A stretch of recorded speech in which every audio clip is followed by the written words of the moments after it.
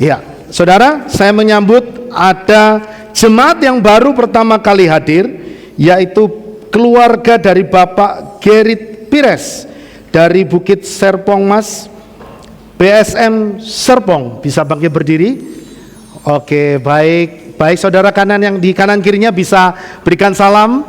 Iya, kita sambut saudara kita yang baru pertama kali hadir pada pagi hari ini. Puji Tuhan, selamat datang Bapak Gerit Pires. Ya, selamat beribadah. Bapak Yahweh memberkati. Iya, puji Tuhan. Terima kasih. Silakan duduk kembali, Pak. Baik, puji Tuhan. Shalom saudara. Shalom. Bisa lebih kencang lagi enggak? Shalom saudara. Haleluya. Kita tahu sekarang kita ada di penghujung tahun, ya. Dan saya percaya bahwa sampai hari ini penyertaan Bapak Yahweh itu semakin hari makin luar biasa. Makin hari berkatnya makin gede buat kita. Amin. Dan saya percaya 2025 adalah tahun yang penuh dengan kemenangan buat kita semua. Amin. Baik, saudara, karena kemarin hari Rabu kita merayakan hari raya apa, saudara? Hanukkah. Nah, kita belajar tentang apa itu Hanukkah kan.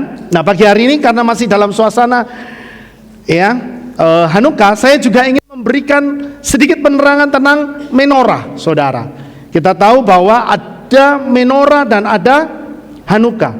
Ingat bahwa simbol dari orang percaya itu bukan salib. Amin. Ya. Simbol orang percaya itu bukan salib. Memang salib itu dipakai untuk caranya Tuhan Yesus harus melewati kematian sebagai manusia. Itu salib. Karena salib itu merupakan salah satu bentuk hukuman mati pada zaman itu, dan itu yang paling menyiksa, saudara. Ya, karena orang disalib itu matinya pelan-pelan. Tapi lambang orang percaya, simbol orang percaya itu adalah menorah.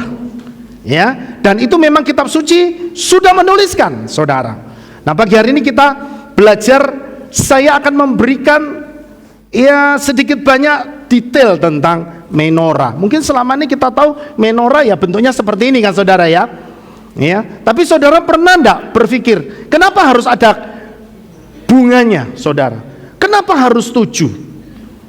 Semua itu ada maksudnya. Ketika Tuhan memerintahkan Mose membuat kaki Dian sebagai alat penerang di dalam kemah tabernakel, itu detail, saudara. Detail, saudara bisa baca itu di dalam kitab Keluaran pasal 25 di situ.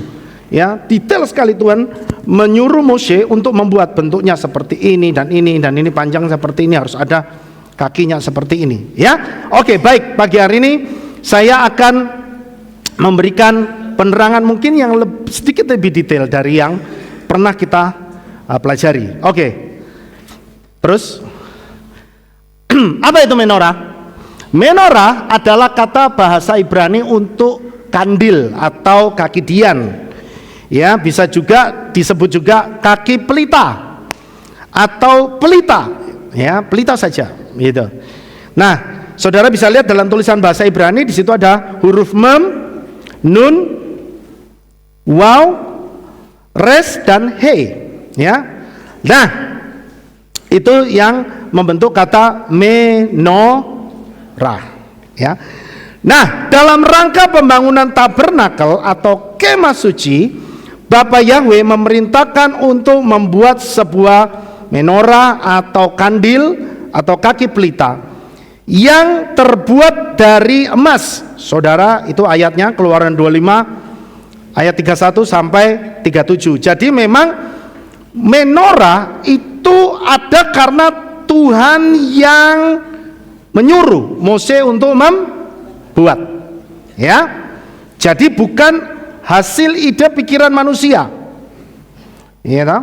Begitu. Salib, ya kembali lagi, dibandingkan dengan salib, salib itu merupakan memang ide pikiran dari bapak-bapak gereja, saudara, yang mengatakan bahwa supaya dengan melihat salib orang jadi ingat pengorbanan Yesua. Ya, itu tidak salah, saudara. Salib itu dengan selama ini kita melihat lambang salib itu kan seperti itu. Tapi itu bukan simbolnya yang dimiliki oleh orang-orang percaya. Oke? Ya, yang Tuhan mau adalah menorah. Kenapa harus menorah? Nah, pagi hari ini kita akan belajar kenapa menorah. Ya, saya pikir saudara semua yang di rumah punya ini nggak, saudara? Punya ya? Punya kan ya?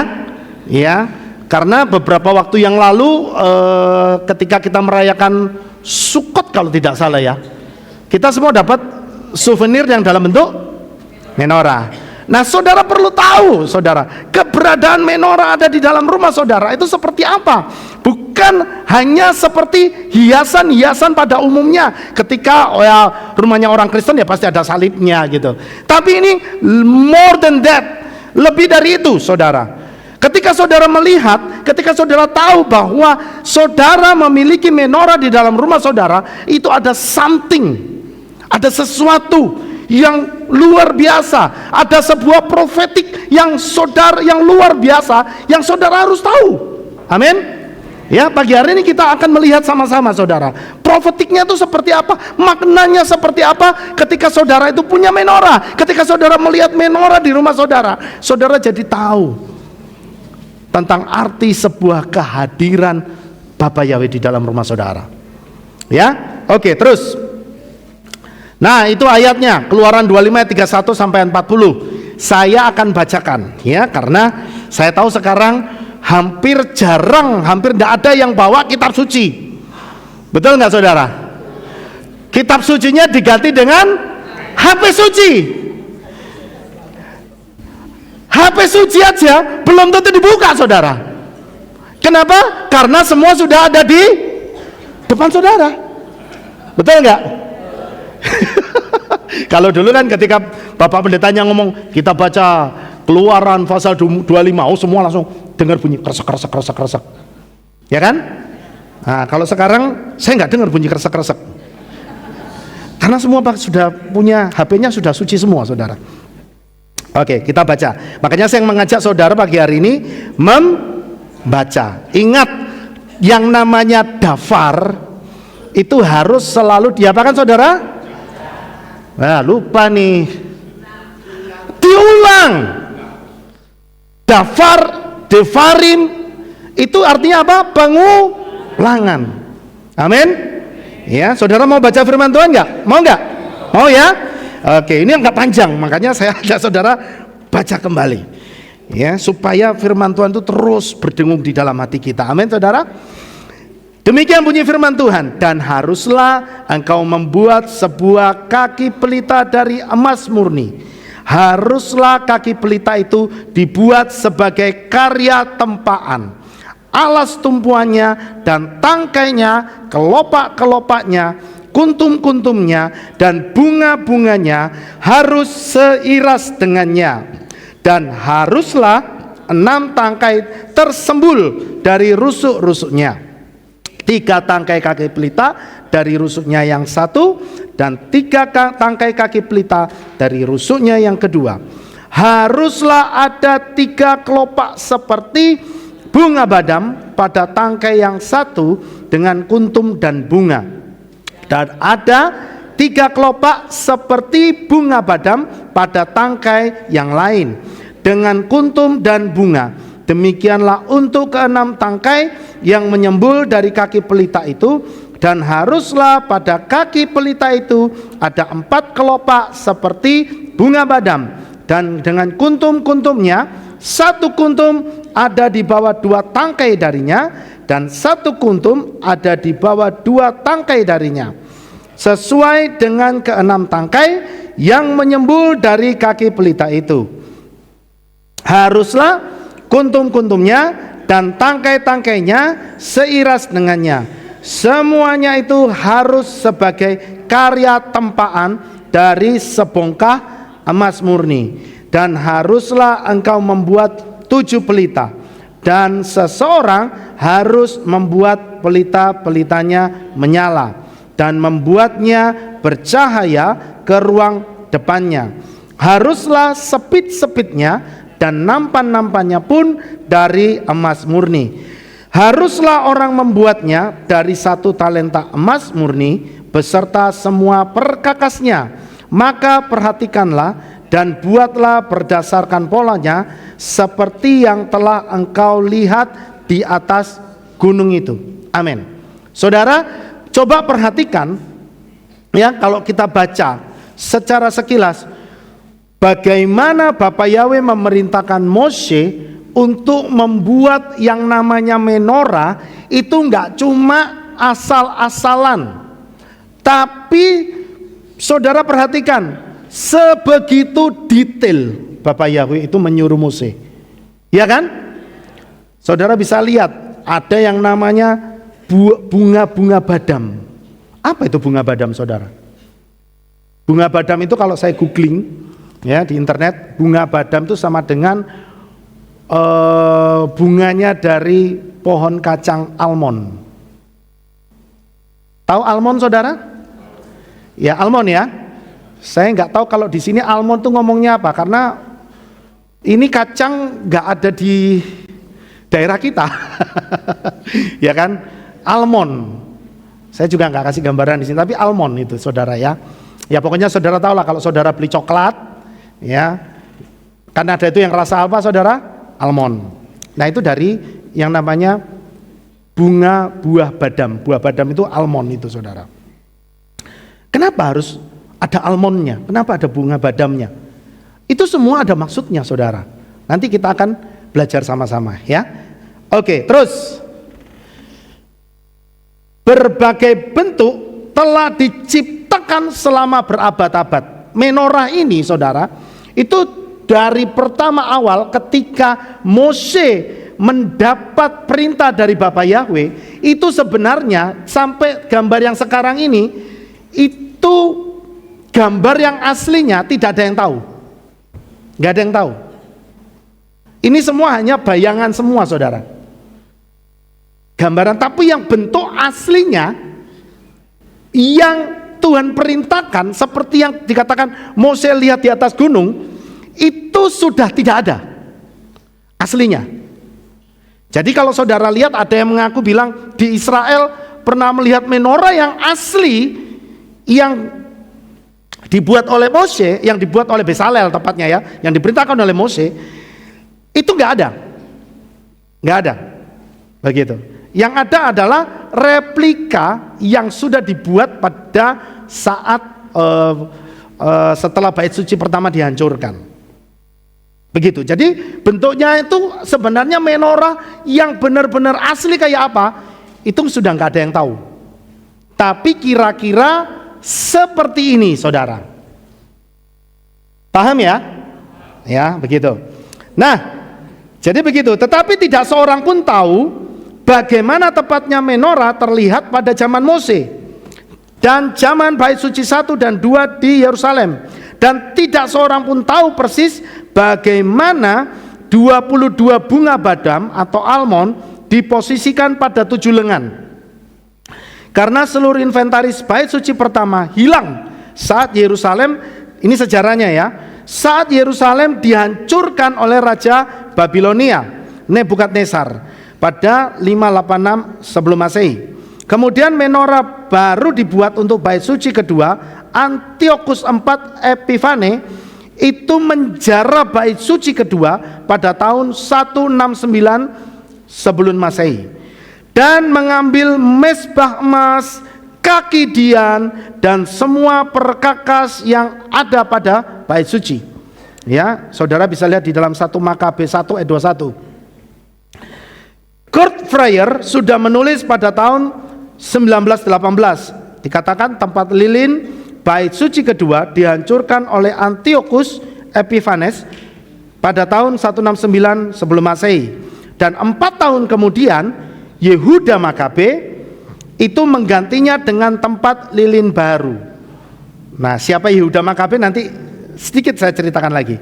Selain itu, orang-orang Romawi juga telah membuat beberapa perubahan. Jadi menorah itu yang sekarang ada itu hasil modifikasi dari gaya Romawi.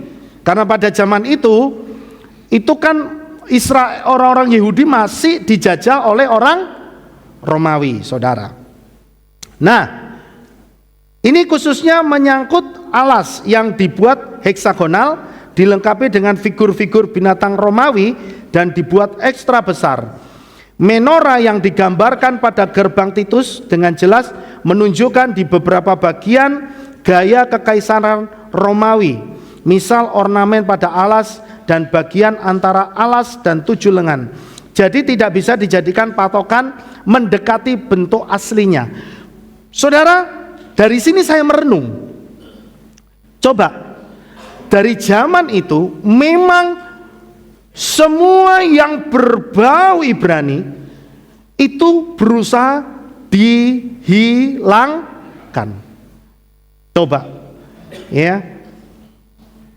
Kenapa berusaha disamarkan? Kenapa berusaha dihilangkan makna-maknanya itu? Supaya orang nggak ngerti lagi. Ketika orang melihat ornamen-ornamen perkakas-perkakas yang Tuhan sudah perintahkan untuk dibuat, supaya kita tahu, harusnya kita tahu dengan melihat benda itu, keajaiban Tuhan hadir di dalam hidup kita, orang sudah tidak lagi merasakan. Begitu maksudnya, saudara. Digantilah dengan gambar-gambar binatang Romawi. Begitu. Ini salah satu cara setan untuk menggiring iman orang-orang percaya, supaya mereka tidak lagi mengerti asal usul yang benar. Ya. Ingat, manusia kita itu diciptakan, ya, Bapa Yahweh kenapa menciptakan benda-benda suci, perkakas-perkakas bayi suci, ya kan? Supaya orang itu bisa mengerti cara Tuhan menyertai hidup mereka dengan melihat simbol-simbol. Tapi kalau simbol-simbolnya sudah salah, maka pengertiannya juga akan menjadi salah. Sampai di sini saudara paham ya? Gitu. Dan itu cara setan begitu loh, untuk menggiring iman orang percaya, supaya kita ini jadi keliru, saudara. Makanya sampai hari ini saudara bisa lihat di luaran sana masih banyak orang yang gak bisa menerima bahwa Yesua itu lahirnya bukan di 25 Desember. Dan ada penjelasan-penjelasan pendeta besar yang mengatakan bahwa Yesua lahir di 25 Desember. Dan lucunya mereka berani pakai ayat. Begitu. Ya. Coba saudara perhatikan bagaimana cara setan memang menggiring iman-iman orang yang percaya kepada Bapa Yahweh dengan kembali kepada akar iman yang benar. Itu selalu dipotong, selalu dihadang. Gak boleh. Ya. Dan mulai pada zaman itu sebenarnya, ya, segala sesuatu yang sifatnya kembali ke akar Ibrani itu selalu dicegah. Selalu dibelokkan ke Yunani, ke Romawi, ke Yunani dan Romawi, terus begitu. Dan spirit itu kan masih ada sampai sekarang, betul nggak saudara? Iya kan? Begitu. Oke, terus kita lihat. Makanya kita belajar pagi hari ini. Nah, sejarahnya menorah. Jadi tadi ini saya tambahin lagi sedikit. Menorah itu sudah ada sejak zaman orang Israel ada di padang gurun. Ya, yaitu saat Moshe membangun kemah suci, dan menorah itu dibuat oleh seorang yang bernama Bezalel. Ya, pengrajinnya itu namanya Bezalel. Menurut catatan kitab suci dalam Keluaran 25 pasal 31 sampai tadi 40 dan Keluaran 37 ayat 17 sampai 24, saudara baca sendiri. Menorah itu dibuat dari emas murni. Ya, seberat 1 talenta, 150 kilo. Wow. Sekarang kalau kira-kira dijual berapa ya saudara? Itu baru nilai bahannya, belum nilai historisnya, ya kan? Emas sekarang 1 gram berapa? 1 juta ya? Berapa kok? Wah, ini pabrik emas soalnya. Oh, 1.340.000. Nah, kalau 1 on berarti 1 gram itu kan berapa? 1.340.000. 1 on itu kan 1000 gram. 100 gram ya. Kali 100 berarti 134 juta. Itu baru 1 on. 1 kilo 1 miliar. Nah 100 kilo 150 kilo. Jebule akeh ya saudara. Ya kan? Kenapa pertanyaannya harus emas murni? Kenapa enggak perak aja? Kan bagus juga perak kan? Enggak, memang emas, harus emas saudara. Karena emas itu kalau ditempa dia akan semakin apa? Murni. Semakin murni. Ya, dan emas itu adalah simbol kemuliaannya Bapa Yahweh. Ya. Jadi saudara bisa bayangkan menorah yang Tuhan suruh buat itu tidak main-main saudara. Tidak main-main ya. Dikatakan dengan desain yang rumit, punya 7 lampu dan 6 cabang yang menyerupai bunga badam. Menorah ditempatkan dalam tabernakel, kemudian setelah itu dipindahkan ke bait suci di Yerusalem pada zaman pemerintahan Raja Salomo sekitar tahun 950 sebelum Masehi, setelah pembangunan bait suci yang pertama selesai. Oke, terus pada tahun 585 sebelum Masehi, 586 bait suci pertama dihancurkan oleh pasukan Babel tadi, Nebukadnezar. Menorah yang asli hilang, kan diambil tuh, ya, dan tidak diketahui keberadaannya hingga saat ini. Namun replika menorah dibuat dan dipasang di bait suci yang kedua yang dibangun kembali pada tahun 536 sampai 515. Setelah bangsa Yahudi kembali dari pembuangan. Nah, pada tahun 169 bait suci itu dinajiskan, artinya dilecehkan oleh kaisar yang bernama Antiochus IV Epiphanes. Ya, dari dinasti Seleukid. Kemarin kita sudah dengar kan sejarahnya Hanukkah itu kan, hari raya penabisan kan? Kenapa dikatakan hari raya penabisan? Karena bait suci mezbahnya saat itu dilecehkan dengan disiram minyak babi. Gitu. Disiram minyak babi. Nah, tujuannya untuk apa? Ternyata si Antiochus ini mau membuat patung dewa Zeus. Kita tahu patung dewa Zeus itu dewanya orang Yunani. Sampai di sini kira-kira kalau saudara merenung, ya coba spirit untuk menggeser ke arah Yunani itu sudah ada sejak zaman ini. Spiritnya itu loh, ya kan?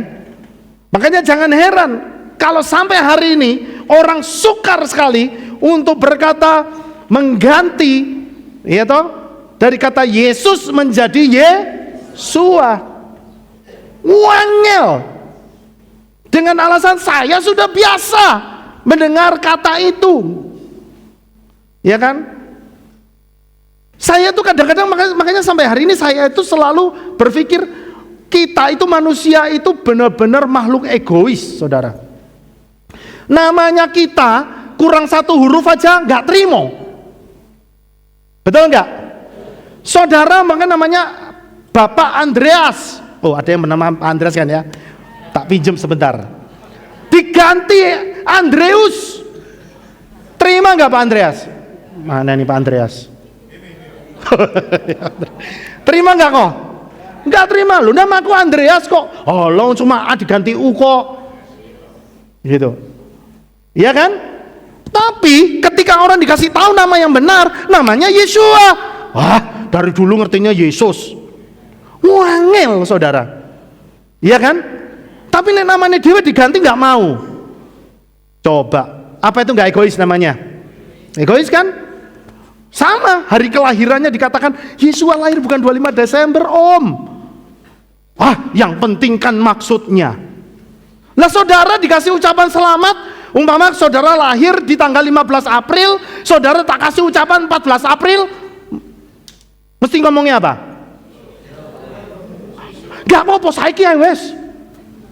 Mesti saudara tetap mengira sesok, padahal cuma beda selisih 1 hari. Begitu saya ngomong tak ucapin tanggal 16 April, saudara ngomongnya apa? Lah kan baru kemarin toh. Mesti saudara tetap ngeyel, betul enggak? Iya kan? Lah tapi kelahiran juru selamat nggak popo, yang penting niatnya. Apa itu namanya saudara kalau bukan egois? Betul nggak? Betul kan? Sudah tahu sejarahnya yang benar, tapi tetap merayakan di tempat yang salah, di hari yang salah. Itu namanya saudara melecehkan orang itu. Betul nggak? Dan itu saudara lakukan, bukan kita sudah tidak ya. Dan mereka melakukannya bertahun-tahun, diulang-ulang. Apa itu namanya? Kalau sudah salah terus tetap dilakukan, melecehkan. Betul nggak saudara? Ya, jadi saya merenung gitu loh, bahwa ternyata benar, ya, dari dulu spirit untuk menggeser kiring terus masuk ke dunia Yunani itu sudah terjadi, saudara. Ya, nah. Jadi ada pembangunan patung dewa Zeus di bait suci Yerusalem. Nah itu yang membuat orang-orang Yahudi, dan mereka memaksa untuk orang-orang Yahudi itu menyembah patung Zeus tadi. Gila nggak saudara? Ya kan, dipaksa. Tapi namanya orang dijajah, sama seperti ketika peristiwa peristiwa Natal, ketika Konstantin mengkonvert dirinya, berubah menjadi orang Kristen, dan dia mewajibkan seluruh orang-orang Roma berubah menjadi orang-orang Kristen. Nah ini sama, orang-orang Yahudi dipaksa untuk menyembah patung Zeus tadi. Nah dari kejadian itu maka timbullah pemberontakan yang dilakukan oleh keluarga Makabe, dan ini sebenarnya pemberontakan ini dipimpin oleh seorang rabi yang bernama Mattiyahu. Ya, ini seorang imam, saudara.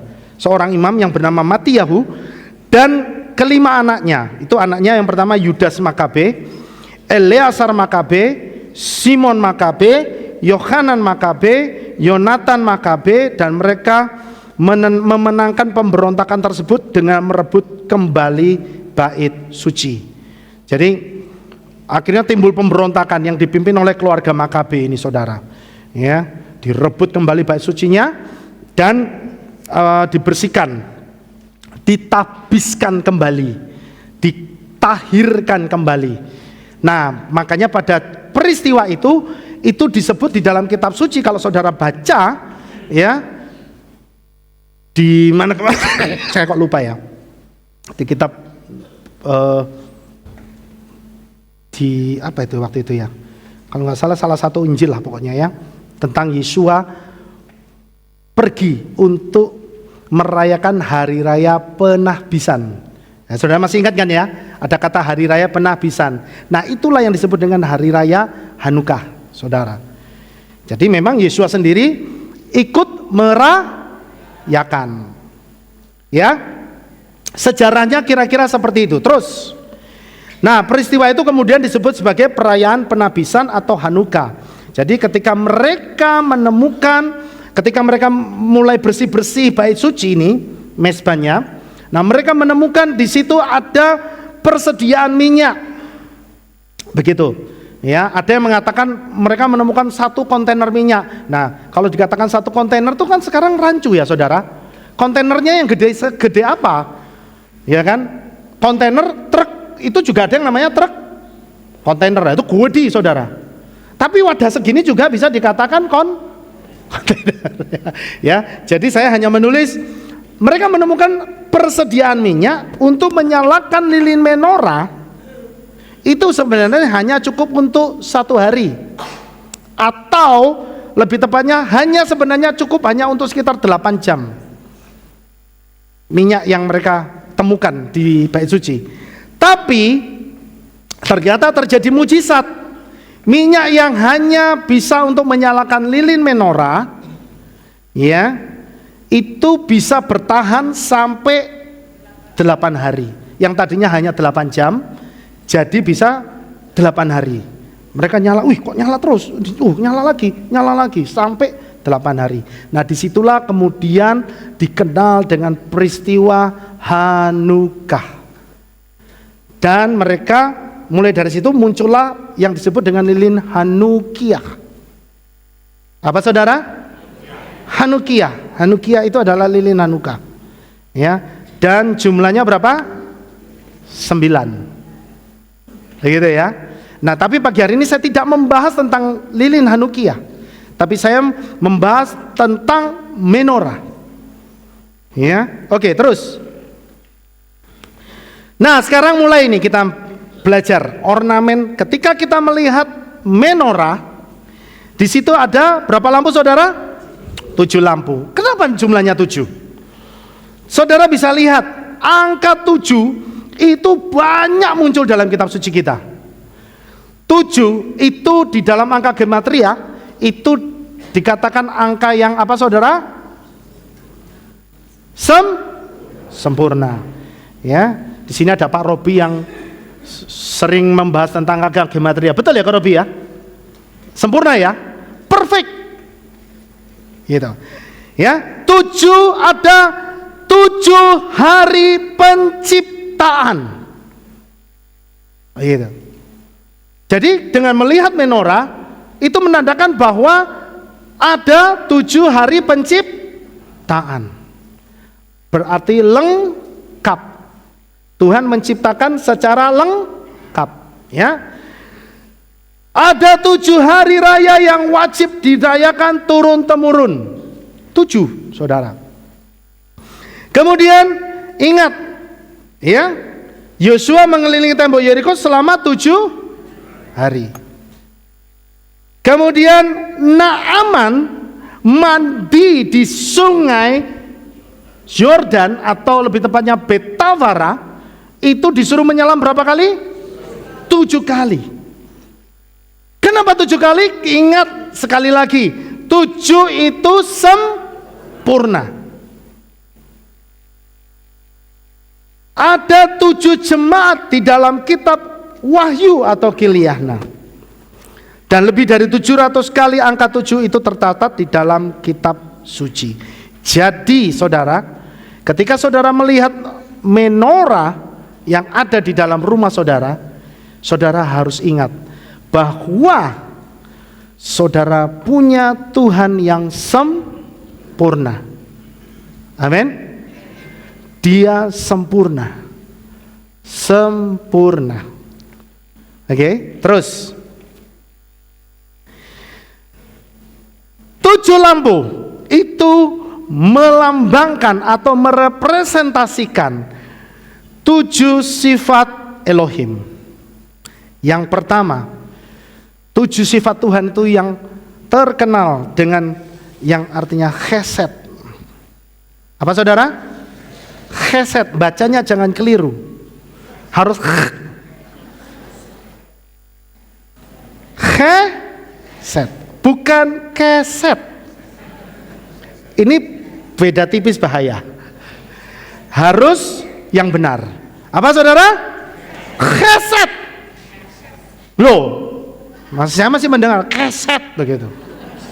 Memang lidah orang Jawa itu medok ya saudara.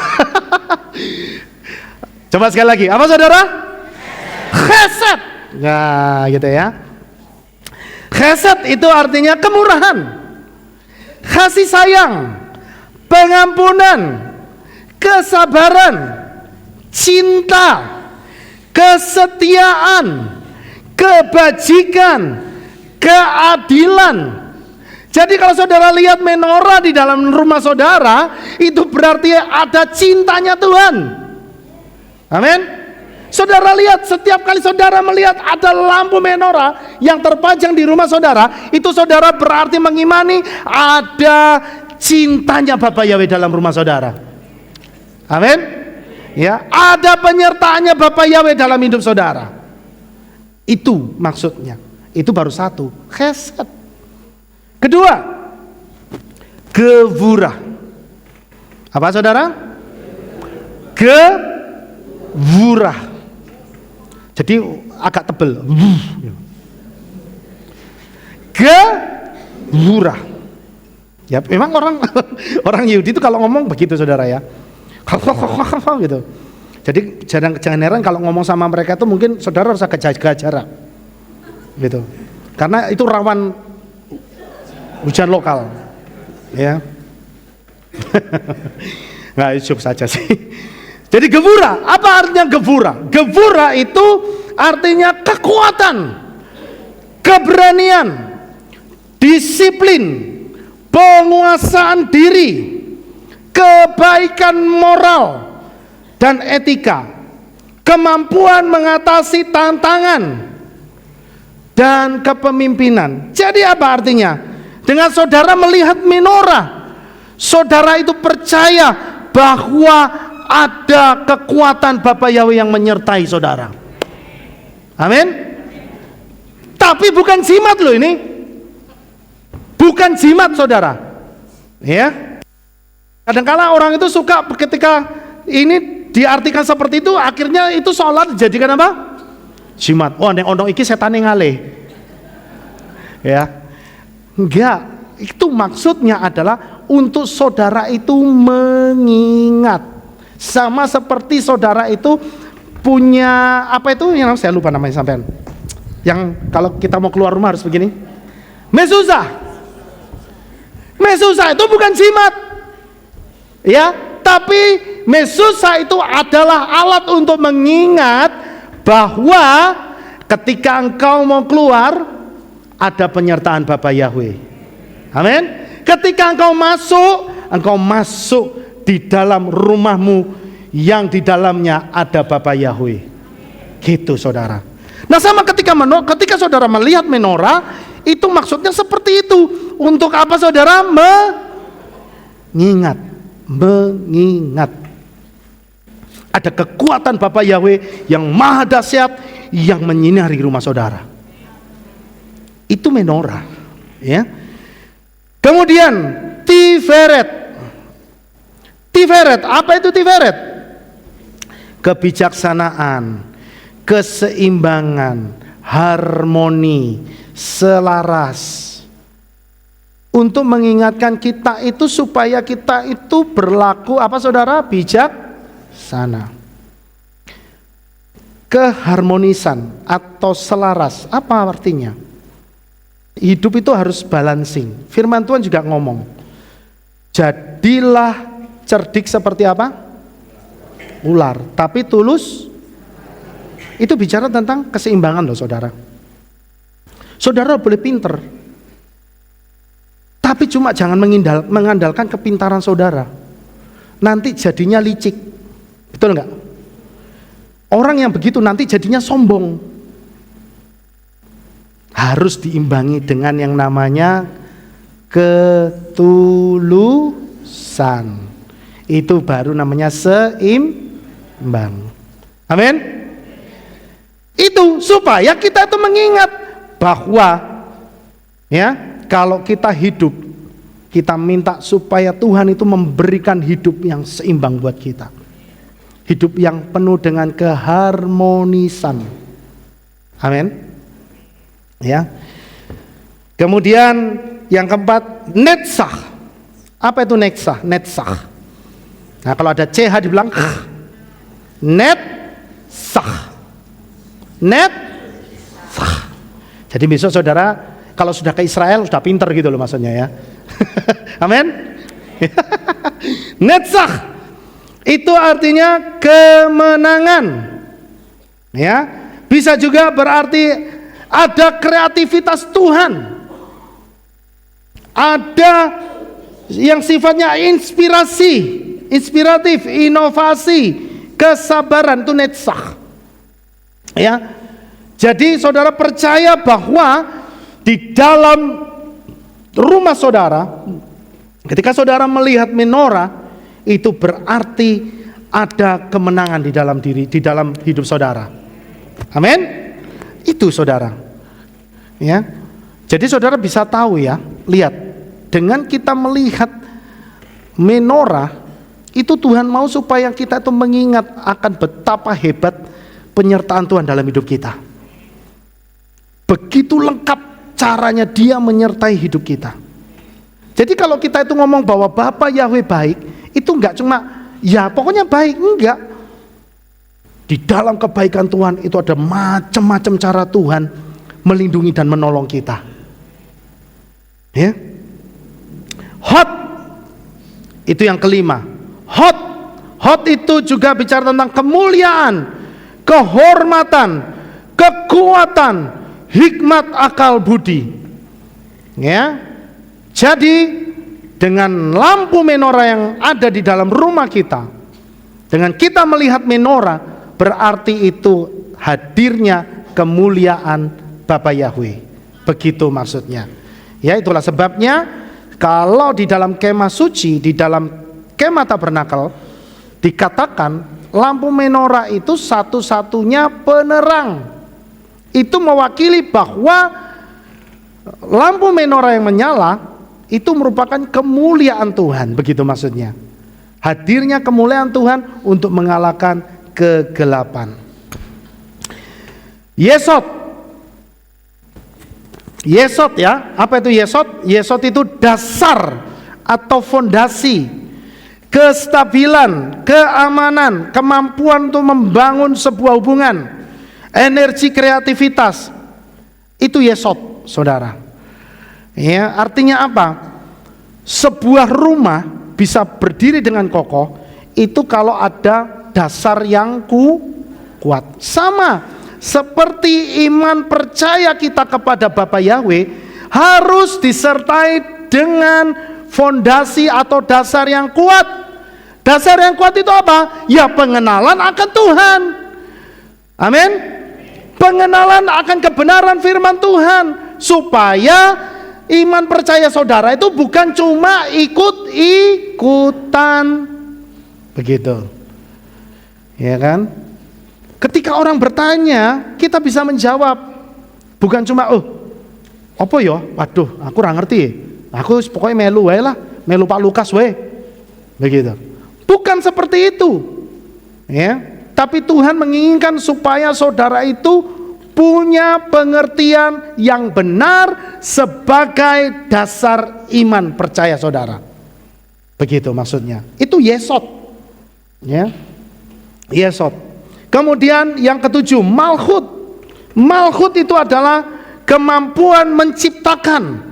Malhut itu juga berbicara kekuasaan. Malhut itu bicara tentang kerajaan. Malhut itu bicara tentang kebanggaan. Ingat ada kata malhut. Saudara ingat ya? Ada kata malhut ketika kita itu setiap kali menyanyikan Shema Yisrael.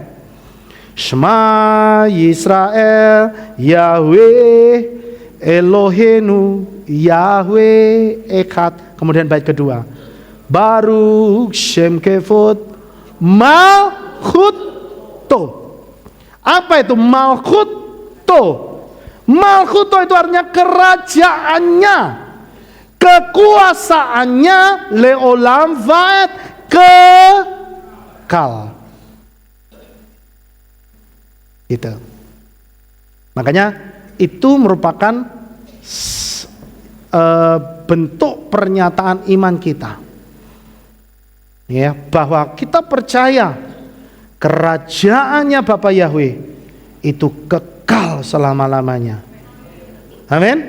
Dan kita adalah warga kerajaan Samayim, gitu saudara. Itu menjadi sebuah pernyataan iman kita.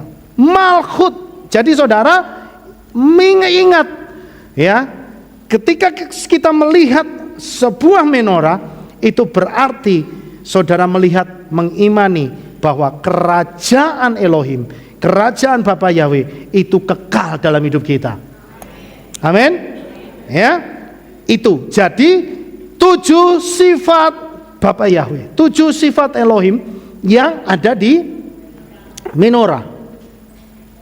Sampai di sini saudara memahami enggak? Paham ya? Gitu. Jadi kalau lihat menorah bukan cuma oh iya kayak jare Pak Lukas lambange wong percaya. Gitu. Nah, saudara bisa lihat di sini kan? Nah, kalau saudara bisa lihat di sini ada lekuan-lekuan ini. Kelihatan enggak? Hah? Kelihatan ya? Itu lekukan-lekukan itu ada maksudnya. Gitu. Bukan cuma mempercantik lampu. Ya, tapi ini sekali lagi bukan ini bentuk yang benar-benar asli. Semua ini hanya kira-kira koyo ngono. Tapi yang asli 100% itu sudah nggak tahu. Ya, tapi kira-kira kayak gini. Ya, itulah yang disebut dengan lekukan-lekukan bunga badam. Atau yang disebut dengan bunga almond. Ya, oke, kita lihat berikutnya. Apa sudah sampai? Oh, belum, masih 7 sefirot. Nanti kita ya sampai ke situ. Apa itu sefirot? Jadi di dalam menorah itu ada 7 sefirot. Apa itu sefirot? Sefirot itu adalah energi yang ada di dalam diri manusia. Itu sefirot. Ini merupakan perwujudan energi dari Bapa Yahweh. Ya, seperti tertulis dalam kitab Matius 5 ayat 16, dikatakan demikian hendaklah terangmu bercahaya di hadapan manusia sehingga mereka dapat melihat perbuatanmu yang baik dan memuliakan Bapamu yang di surga.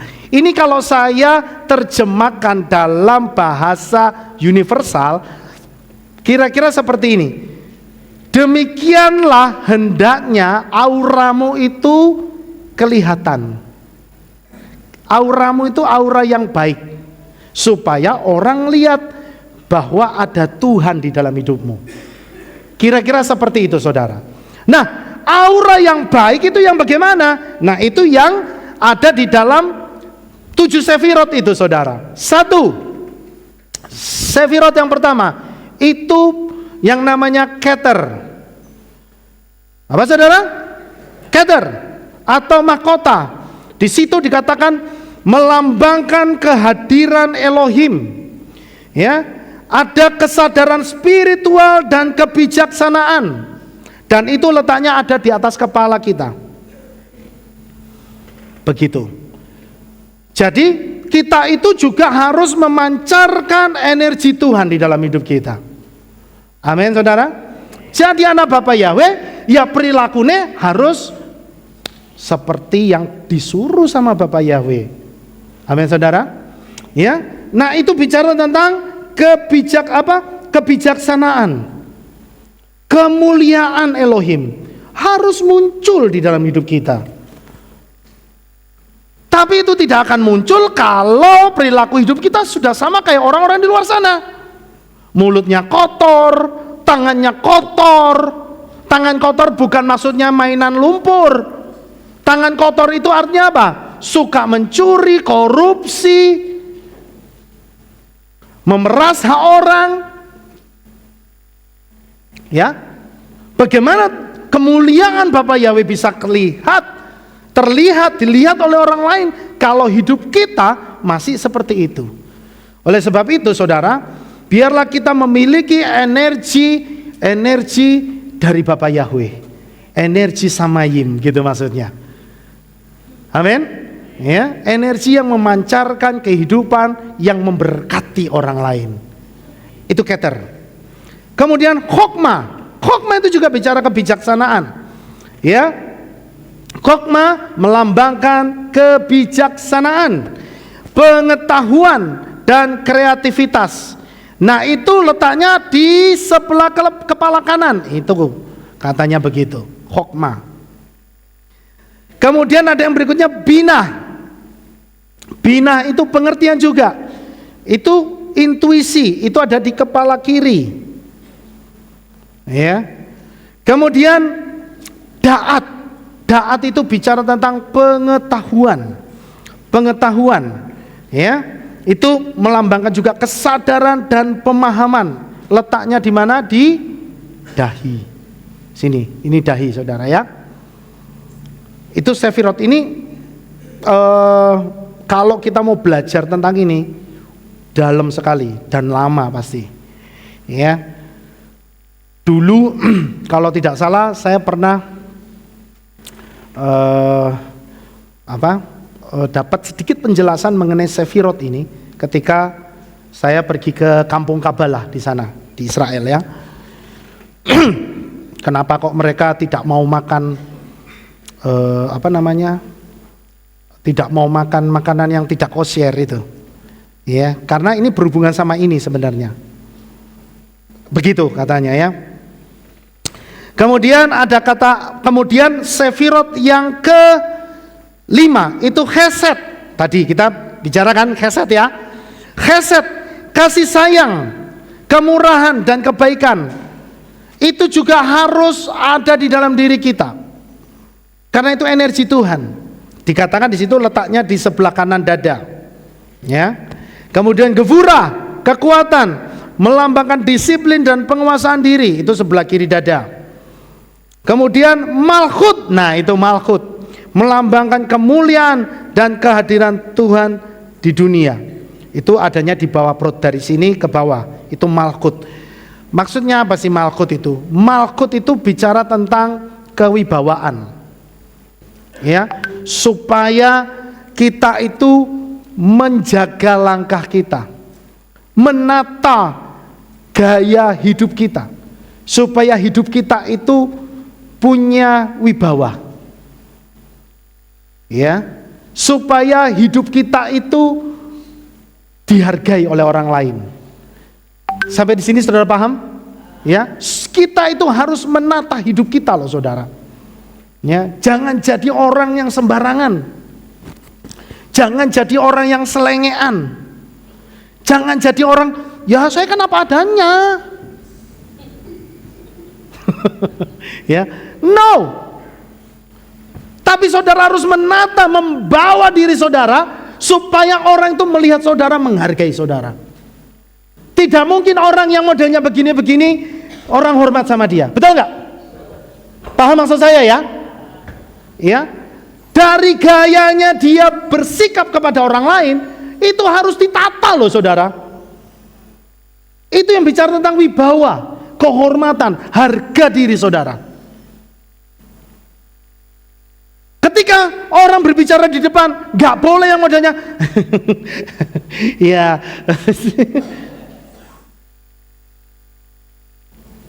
Itu apa namanya? Selengean. Ya.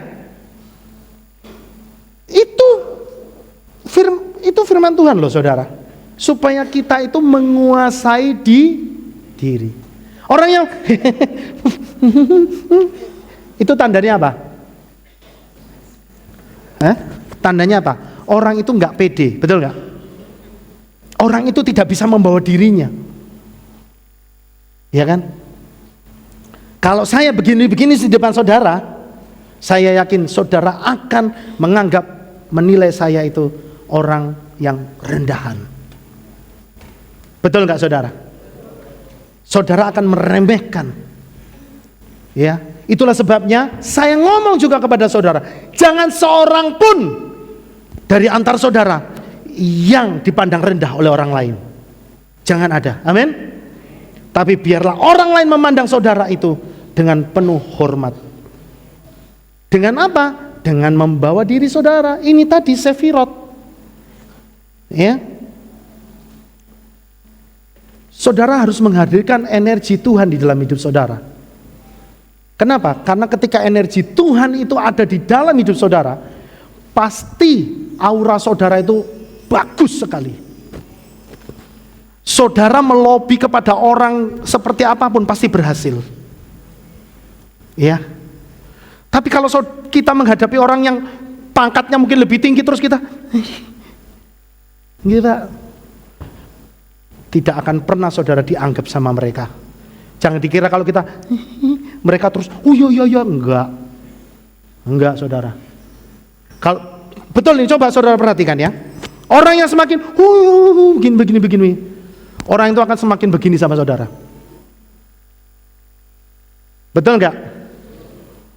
Jadi dengan siapapun kita bertemu, enggak perlu kita harus sampai nunduk-nunduk, biasa saja. Mau ketemu jenderal, mau ketemu Bapak Presiden, hanya satu yang kita boleh tunduk di depan Bapak Yahweh. Amin. Tetapi selama itu manusia, mau apapun pangkatnya, kita semua harus sama. Yang penting kita harus ramah. Orang menghormati kan tidak harus begini-begini tuh saudara. Betul nggak? Orang menghormati itu bukan dengan sikap harus cium tangan toh. Nggak sekali cium kaki. Itu maksimal kan? Kalau tangan kan separuh. Kalau cium kaki berarti kan tulusnya 1000%. 100% kan begitu ya. Kalau tangan kan baru 50% toh. Cium tangan. Wow, itu 50% saudara. Harusnya kaki. Nggak perlu. Amin. Ya, apalagi kita diajar sama Pak Lukas kan. Mau siapa aja sama ketemu, sudah salaman, ya sudah biasa saja. Senyum, kasih wajah yang penuh senyuman. Kenapa? Saudara harus membawa diri saudara itu juga dihargai oleh orang lain. Amin. Siapa yang mau di sini? Oh, saya nggak perlu penghargaan. Ada? Nggak ada. Semua manusia itu butuh dihargai. Betul ya? Betul. Nah, saudara, kita melihat pelajaran dari menorah ini. Ya, ada 7 sefirot yang harus kita tanamkan di dalam diri kita. Supaya apa? Supaya energi kita itu dibaca oleh orang lain, energi yang positif, energi yang baik.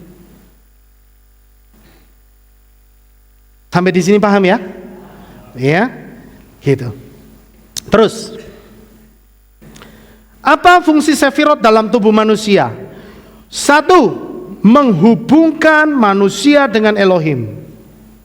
2, mengatur energi spiritual dalam tubuh. Maksudnya apa? Menjaga supaya roh kita ini terus menyala. Menjaga supaya semangat di dalam jiwa kita itu terus menyala. Jangan sampai ngelentruk. Jangan sampai loyo. Karena kalau loyo, berkatnya juga jadi loyo.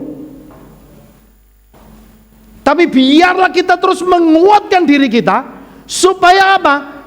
Dari dalam diri kita muncul energi yang positif. Dan kita jadi magnet untuk mujizat yang besar. Itu maksudnya saudara. Kemudian mempengaruhi sifat dan perilaku manusia. Kalau energinya buruk, perilakunya mesti buruk. Ya. Kalau hatinya pahit, yang keluar pasti omongan yang pahit.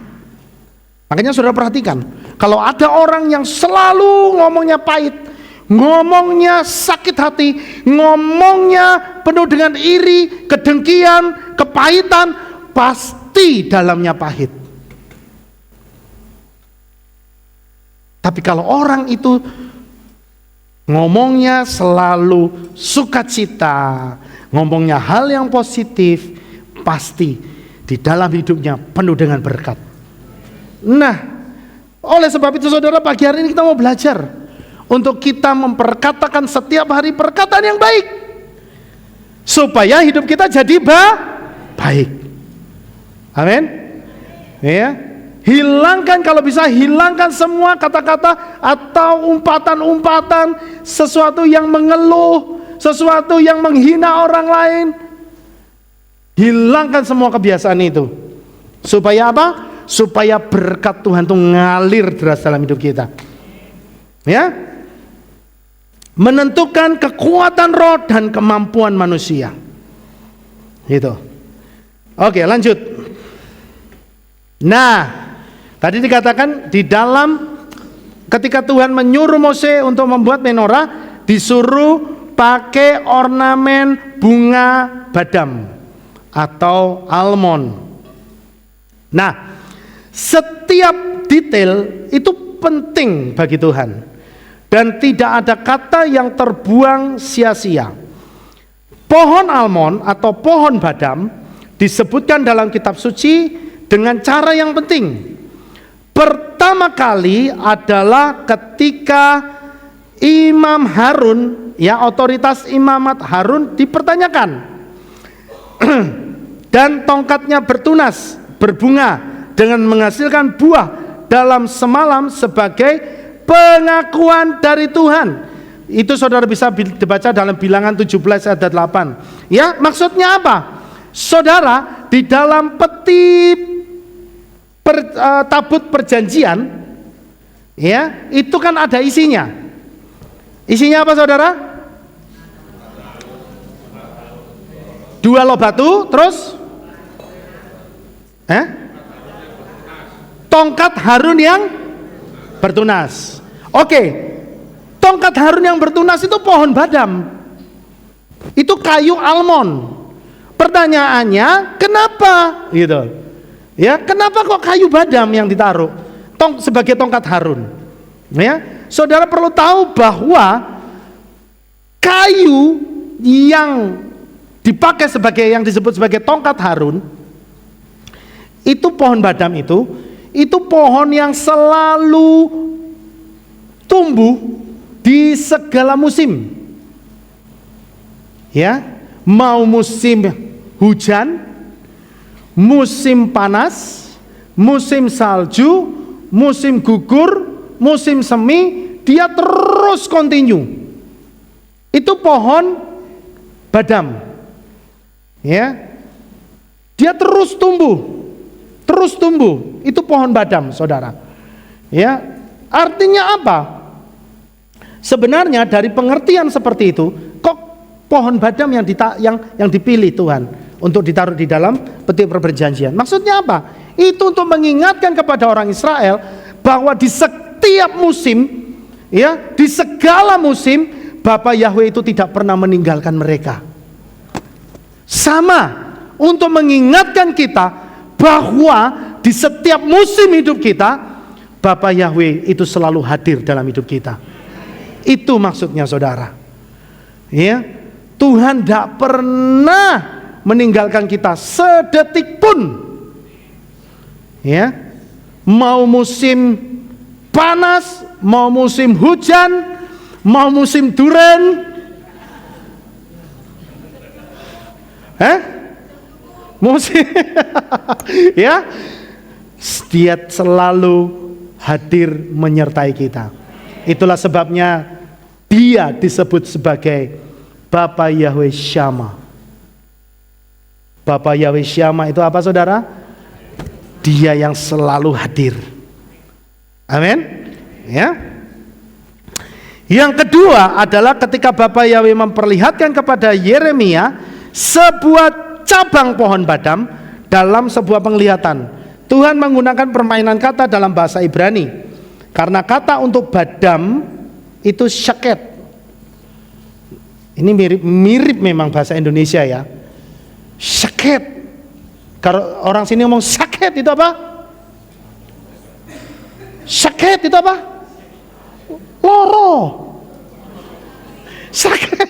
Kan coba saudara dipijak kakinya gini lah, pasti saudara ngomong sakit kan gitu toh. Nah itu bahasa Ibrani. Ya. Bahasa Ibrani syaket. Syaket itu artinya rajin, ya, berusaha, teguh, pekerja keras. Nah, karena pohon itu berbunga dan menghasilkan buah sebelum pohon lainnya. Jadi kalau pohon-pohon tertentu di musim dingin dia kan tidak berbunga, ya, dia akan diam. Tapi ini terus bertunas di segala musim, ya. Di tengah musim dingin itu adalah metafora untuk pekerjaan yang tergesa-gesa dan penuh tekad. Artinya Tuhan meyakinkan Yeremia bahwa dia itu tekun di dalam menepati firman-Nya. Saudara percaya sampai hari ini bahwa dia adalah Tuhan yang setia menepati janjinya, ya. Karena memang itulah dia. Ya, itulah sebabnya saya katakan Bapa Yahweh itu tidak pernah melihat musim.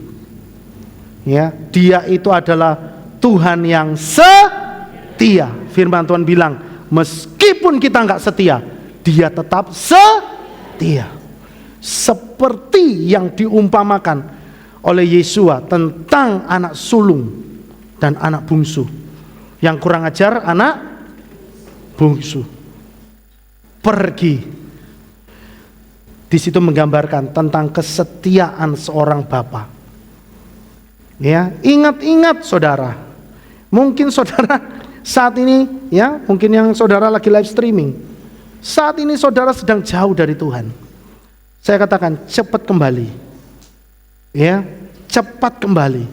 Karena Bapa Yahweh sedang menunggu. Ya.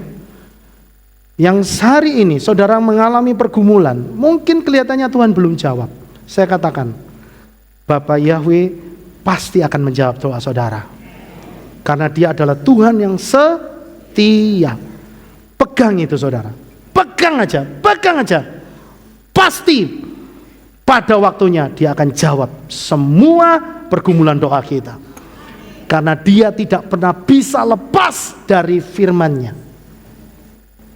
Syaket, Dia terikat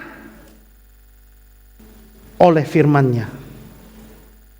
Ya, yang membuat Tuhan seolah-olah tidak menjawab doa kita adalah rasa dari keraguan kita sendiri. Saudara ragu? Kalau kita ragu, itu yang bikin doa kita mundur lagi. Harusnya hari ini terjawab, begitu saudara ragu, mundur lagi dia. Sampai saudara benar-benar yakin bahwa pertolongannya pasti tepat pada waktunya. Ya.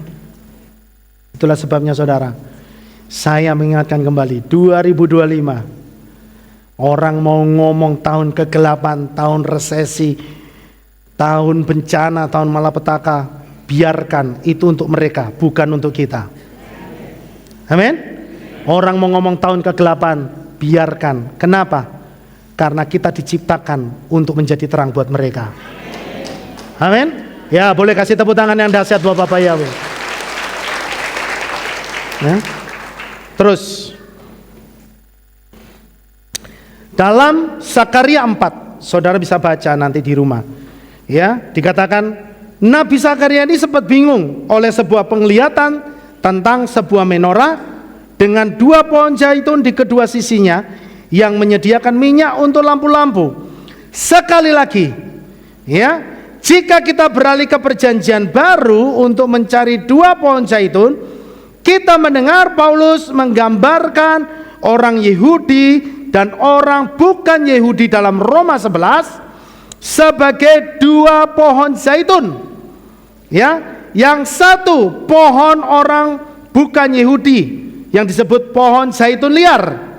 Ya, yang satu pohon zaitun sejati. Dikatakan pohon zaitun liar itu dienten. Dienten diapain saudara? Disambung. Dan ketika dia hidup, dia tidak akan dilepas. Kenapa? Karena dia hidup dari akar pohon yang asli. Itu namanya dienten. Makanya kitab suci LAI mengatakan dicangkok itu salah. Karena dicangkok itu setelah dia ditempel, dia bertunas, dia apain saudara? Cabut lagi, tumbuh sendiri. Tapi iman kita enggak demikian. Ya, iman kita itu adalah iman yang nebeng sama orang Israel.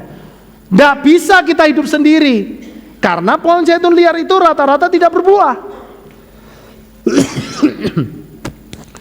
Ya, Yesus bilang pohon zaitun liar yang tidak berbuah akan diapain? Potong, bakar. Itulah keadaan kita sebenarnya. Begitu. Tapi karena kita itu dapat anugerah, itu kita dienten. Makanya firman Tuhan bilang kita tidak boleh sombong, karena iman kita itu nebeng. Ya, kita itu dapat makanan karena kita dapat makanan dari asupan akar pohon yang asli. Iman kita bisa bertumbuh sekarang karena kita belajar kembali lagi kepada akar yang benar. Salah satunya adalah mengenai simbol orang percaya. Kita jadi ngerti kenapa harus menorah. Begitu saudara. Ya. Bunga badam adalah bunga yang pertama kali mekar di tanah Israel.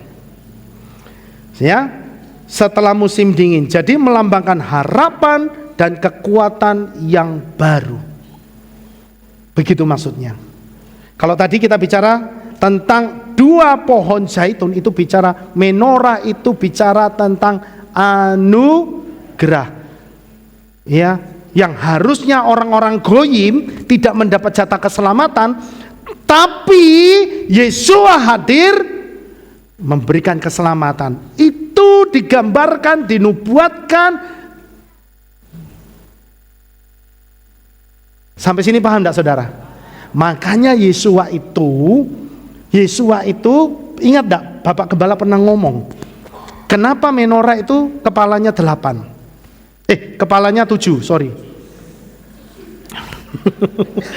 Kepalanya 7. Karena di setiap kepala lilin menorah itu sudah mewakili nama Yesua. Begitu. Ya, saya tidak perlu jelaskan lebih lanjut lagi kan, saudara sudah paham ya? Gitu. Profetiknya seperti itu. Ya. Dan ini alasan tadi tongkat Harun berbunga. Itu yang saya sudah jelaskan. Ya, ada di dalam tabut perjanjian. Pohon badam itu terus tumbuh pada segala musim. Ya, melambangkan Bapa Yahweh tidak pernah berhenti untuk menyertai umatnya dalam keadaan apapun. Itulah sebabnya ini biarlah mengingatkan kita kembali bahwa dalam keadaan apapun jangan pernah meninggalkan Bapa Yahweh. Amin.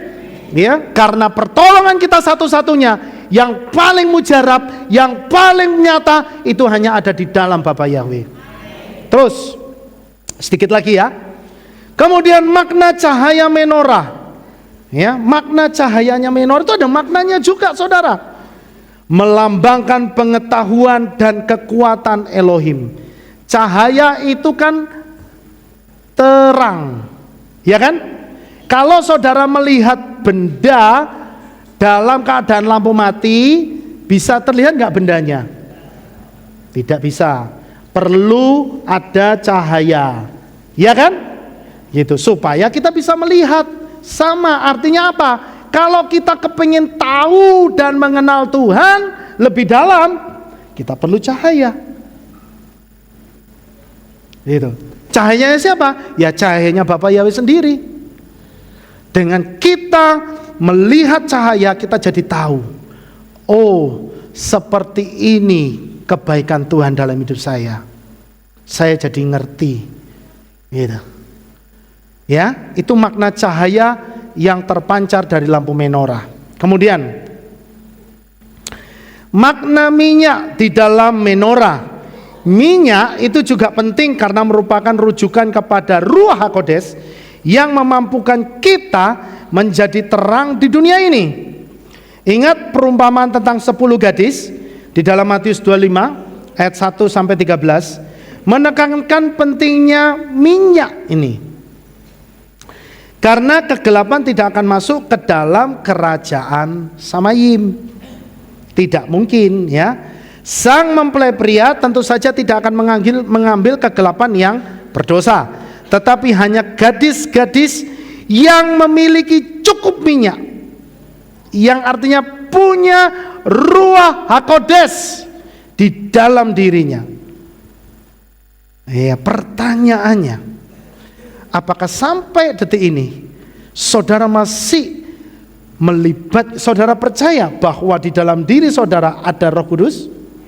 Harus percaya. Nah, kalau saudara percaya di dalam diri saudara ada Roh Kudus, berarti harus sering diajak komunikasi. Iya toh? Pertanyaannya, apakah sampai hari ini saudara masih ngajak ngomong Roh Kudus? Orang yang saya percaya ketika orang itu terus menjalin hubungan dengan Roh Kudus di dalam hatinya,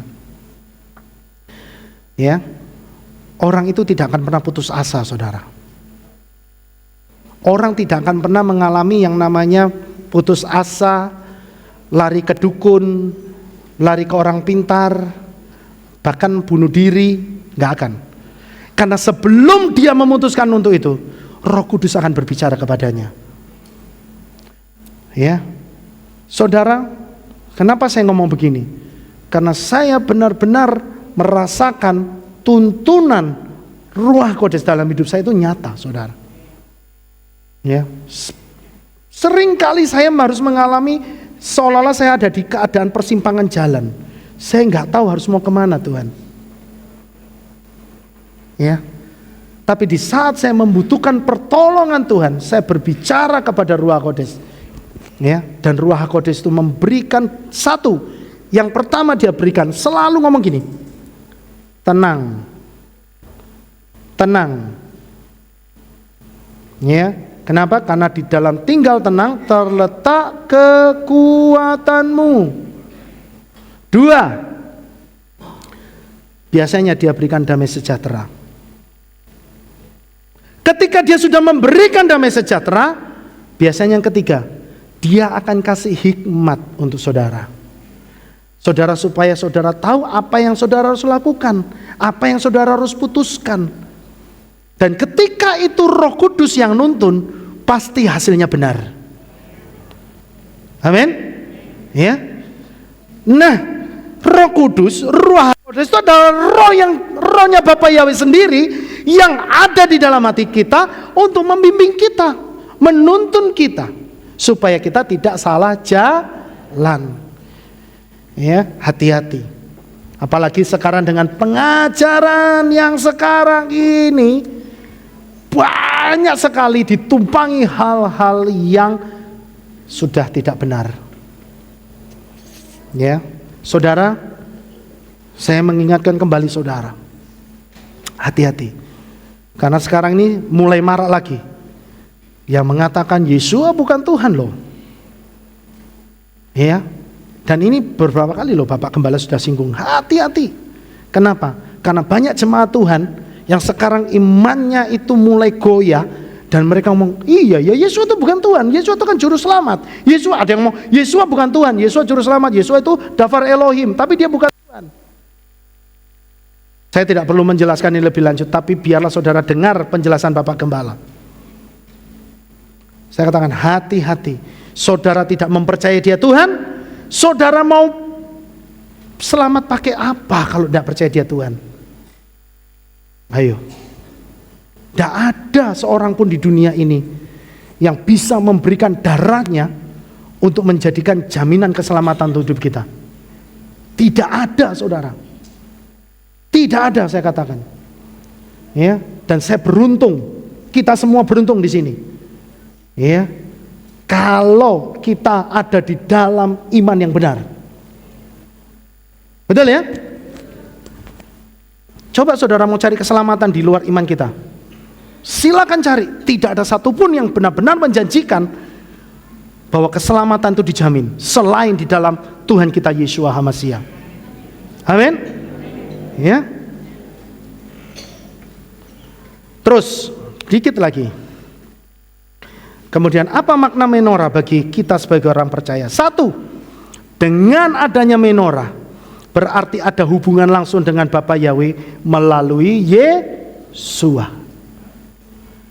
Kenapa? Karena Yeshua itu disebut sebagai terang untuk kita, untuk dunia ini. Kedua, menorah merupakan simbol cahaya Yeshua yang mengalahkan kegelapan di tengah dunia. Tiga, menorah mengingatkan akan pengampunan dan kekudusan yang diberikan oleh Yeshua. Siapa yang bisa mengampuni manusia di dunia ini selain Yeshua? Tidak ada. Ya.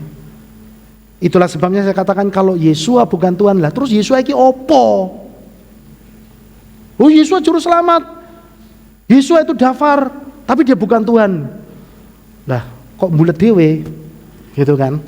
Ya, saya katakan hati-hati saudara. Ya.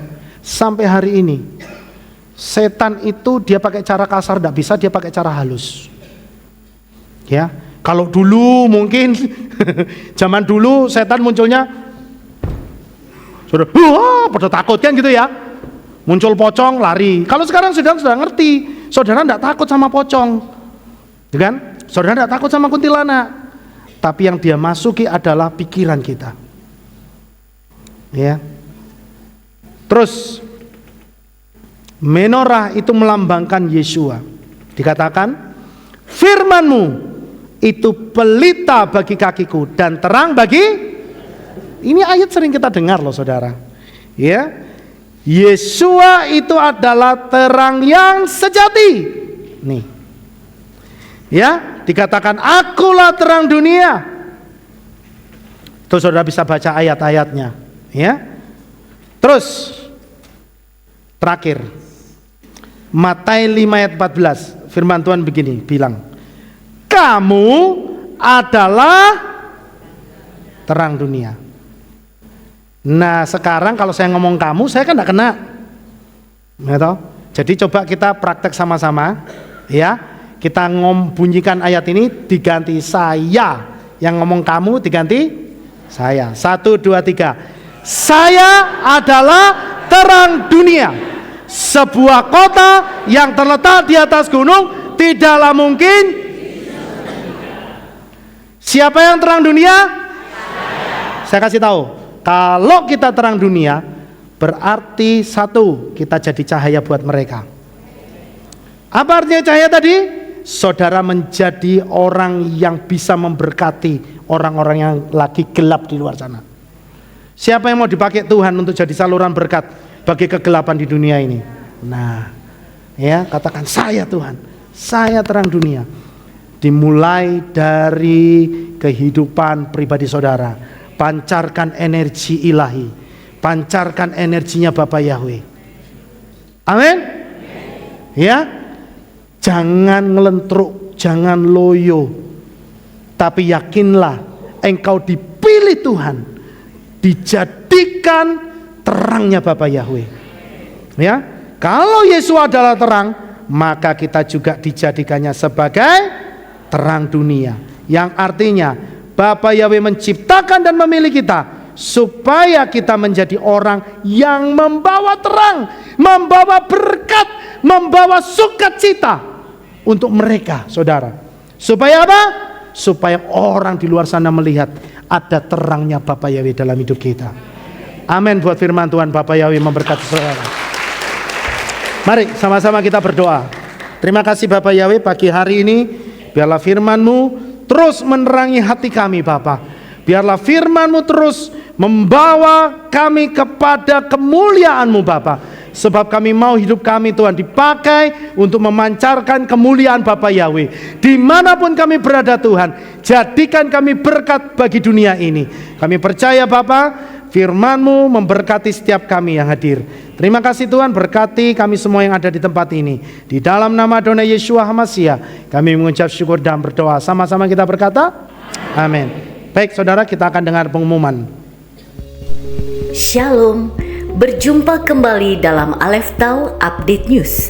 Berikut kami sampaikan pengumuman minggu ini.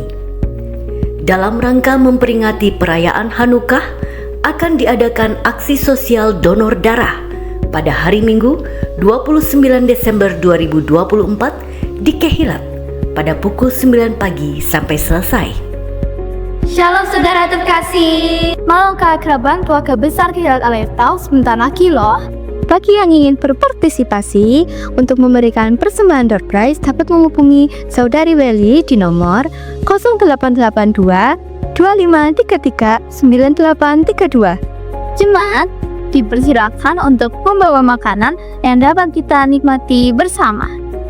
Pada hari Selasa 31 Desember 2024 pukul 6 sore di Kehilat, ibadah Rabu digabung sama saya. Jangan lupa Jangan lupa Jangan lupa Jangan lupa Jangan lupa Jangan lupa Jangan lupa ya Jangan lupa ya Hari Selasa tanggal 31 Desember 2024 pukul 6 sore di Kehilat. See you, Bapak Yahweh memberkati. Demikian pengumuman untuk minggu ini. Sampai jumpa di Aleph Tau Update News selanjutnya. Bapa Yahweh memberkati. Ya, ada pengumuman tambahan saudara.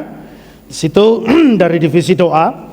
Doa pagi pada hari Rabu 1 Januari diliburkan, ya. Dimulai kembali pada hari Kamis 2 Januari. Begitu ya Kak Andre ya. Ya, Kak Andre ini beliau adalah ketua divisi doa saudara. Ada lagi? Tidak ada? Ya, baik saudara, saya undang saudara bangkit berdiri. Kita semua akan menerima birkat Kohanim. Terima kasih Bapak Yahweh, pada pagi hari ini Tuhan selesai sudah ibadah kami, dan kami bersyukur Engkau hadir di tempat ini Bapak, dan Engkau sudah memberkati kami dengan berkat-Mu yang komplit. Oleh sebab itu Bapak Yahweh, sebelum kami pulang, kami mau terima berkat daripada Bapak Yahweh, karena kami percaya berkat daripada Bapak Yahweh yang menjadikan kami hidup diberkati. Oleh sebab itu saudara, angkat kedua belah tangan saudara dan terimalah berkat daripada Bapak Yahweh. Yefareka Yahweh wa yismerecha.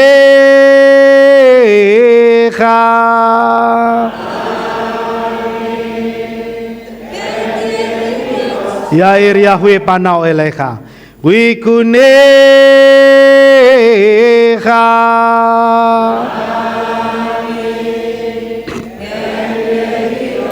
Yesa Yahweh panau elecha wa yashem lecha shalom.